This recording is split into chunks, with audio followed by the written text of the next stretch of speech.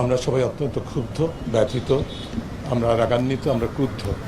আমরা যেই পরিস্থিতি সৃষ্টি হয়েছে আসিয়ার মৃত্যুর ঘটনাকে শুধু নয়, যে বাংলাদেশে সারা দেশে যে নারী শিশু, বিশেষ করে কন্যা শিশু ধর্ষণ এবং নারী নির্যাতন, বহুমাত্রিক নারী অধিকারকরণের যে মাত্রা ক্রমবর্ধমান, তাতে আমরা অত্যন্ত সংক্ষুব্ধ এবং ক্রুদ্ধ, আমরা মর্মাহত এবং আমরা এর প্রতিকার চাই। আমি প্রথমেই বলবো যে আমরা যে আসিয়ার মৃত্যু দিবস, আমি মনে করি যে একটা কলঙ্ক, জাতীয় কলঙ্কের দিবস। এটা জাতীয়, আমি মনে করি ধর্ষণ প্রতিরোধ দিবস হিসাবে আমাদের সবসময় মনে রাখা উচিত এবং প্রতিটা দিবসকে আমরা সারা বছর প্রতিটা 365 দিন আমরা ধর্ষণ প্রতিরোধ এবং নারী নির্যাতন, নারীর অধিকার হরণ প্রতিরোধ দিবস হিসাবে পালন করতে চাই। এবং যেটি ইতিমধ্যে বলা হয়েছে, নারী অধিকার, নারীর সম অধিকার, নারীর সমমর্যাদা, এটা শুধুমাত্র নারীর আন্দোলন নয়, এটা আমরা সারা দেশে প্রতিটা পুরুষের আন্দোলন হিসেবে প্রতিষ্ঠা করতে চাই এবং সেই দিকে আমাদেরকে কাজ করতে হবে, এছাড়া কোনো বিকল্প নেই। বুধাভাই যে কথাটা বলেছেন 54 বছরের স্বাধীনতা, এই 54 বছরের স্বাধীনতা আমরা যতটুকুই পেয়েছি তার সব আমরা পুরুষরা আদায় করে নিয়েছি, যতটুকুই পেয়েছি শুধুমাত্র পুরুষের। নারী বাস্তব, বাংলাদেশের নারী বাস্তবে স্বাধীনতা পায়নি। স্বাধীনতা যদি নারীর থাকতো তাহলে এইভাবে ধর্ষণ, নির্যাতন ও অধিকার হরণের শিকার হতো না। স্বাধীনতা 54 বছর পর এবং বিশেষ করে বৈষম্য আন্দোলনের পরিপ্রেক্ষিতে, যেই আন্দোলনের সূত্র ধরে আমরা নতুন বাংলাদেশের স্বপ্ন দেখছি, যেখানে বৈষম্যহীন একটা বাংলাদেশের কথা বলছি, সেখানে প্রতিটি পদে নারীর প্রতি বৈষম্য, এটা কীভাবে সহ্য করা যায়? এটা সহ্যের বাইরে চলে গেছে। কাজে আমাদেরকে এই আন্দোলনটাকে আরও জোরালোভাবে এগিয়ে নিতে হবে। এখানে অবশ্যই সরকারকে অগ্রণী ভূমিকা পালন করতে হবে, তার দায়িত্ব সরকার গ্রহণ করেছে, রাষ্ট্র পরিচালনা। সরকার ইতিমধ্যে ঘোষণা দিয়েছে যে নতুন আইন সংস্কার হচ্ছে, ধর্ষণের দ্রুত বিচার নিশ্চিত করার জন্য সংস্কার হচ্ছে। আমরা সাধুবাদ জানাই, কিন্তু এই সংস্কার যেন এককভাবে না হয়। আমরা বিশেষ করে যারা নারী অধিকার নিয়ে কাজ করেন, নারী নাগরিক সংগঠন, তাদেরকে সম্পৃক্ত করে, অংশীজনকে সম্পৃক্ত করে আইনটার খসড়াটা তাদের সাথে আলোচনা সাপেক্ষে যেন করা হয়, যাতে করে বাস্তবেই নারীর অধিকার সুরক্ষার জন্য, নারী এবং শিশু ধর্ষণ প্রতিরোধের জন্য কার্যকর আইনটি হয় এবং অধিকার নিশ্চিত করা যায়। একপাক্ষিকভাবে অন্তর্বর্তীকালীন সরকার কোনো আইন করবে সেটা আমরা আশা করব না।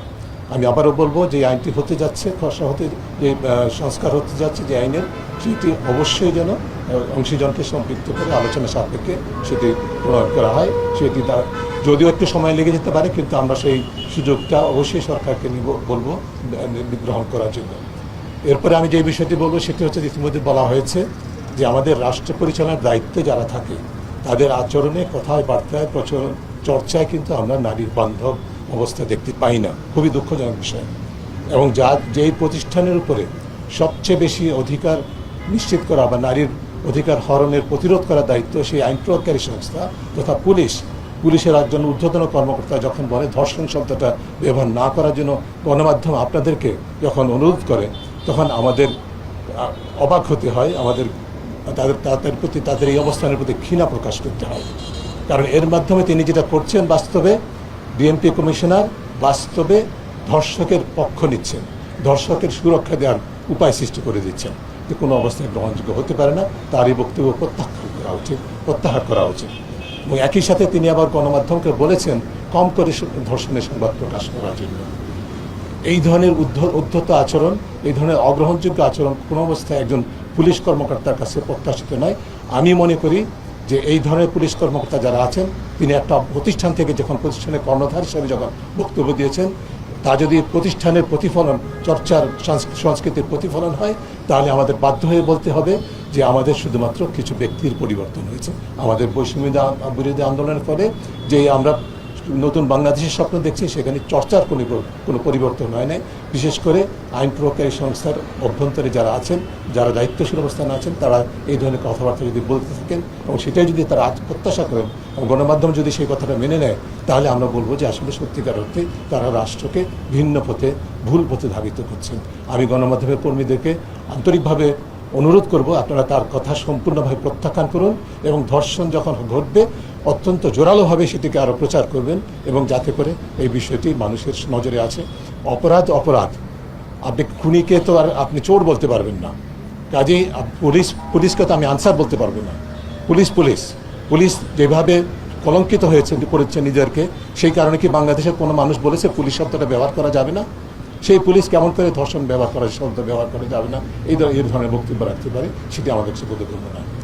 এরপরে আমরা যে বিষয়টি বলবো, সকল প্রতিষ্ঠানে পেশাজীবী সংগঠন, শিক্ষা প্রতিষ্ঠান সহ ধর্মীয় প্রতিষ্ঠান, সকল রাজনৈতিক দল, বিশেষ করে রাজনৈতিক দলগুলো যারা বৈষম্যবিরোধী আন্দোলনের ফলে ইতিমধ্যে বিজয়ী হয়েছেন বলে মনে করছেন, নিজেদেরকে বিজয়ী ভাবছেন, যারা মনে করছেন বিজয়ী হবেন, নির্বাচিত হবেন, সরকার পরিচালনার দায়িত্ব নেবেন এবং রাজনীতিতে গুরুত্বপূর্ণ ভূমিকা পালন করবেন, তাদের কাছে আমাদের আহ্বান, আপনারা অত্যন্ত জোরালোভাবে, পরিষ্কারভাবে নারী অধিকারের বিষয়ে, নারী সমতা, নারী বৈষম্যহীনতা, নারীর যে ধর্ষণ বিরোধী অবস্থান, এই বিষয়গুলোতে আপনারা অত্যন্ত পরিষ্কার অবস্থান ঘোষণা করুন এবং বিশেষ করে ধর্মভিত্তিক যে রাজনৈতিক সংগঠনগুলো আছেন তাদের কাছ থেকে আমরা জোরালোভাবে আহ্বান করব, আপনারা আপনাদের অবস্থানটা পরিষ্কার করুন। কারণ এই যে নারীর প্রতি সহিংসতা, ধর্ষণ সহ ব্যাপকভাবে বৃদ্ধি পাচ্ছে, তার অন্যতম কারণ হচ্ছে যে ধরনের প্রচারণা এই ধরনের সংস্থাগুলোর পক্ষ থেকে হয়, সেটি আসলে এই ধরনের নারীর অধিকার হরণকে উস্কে দিচ্ছে। আমরা সেই অবস্থানের পরিবর্তন চাই। এই দায়িত্বটা আপনাদেরকে নিজেদেরকে নিতে হবে।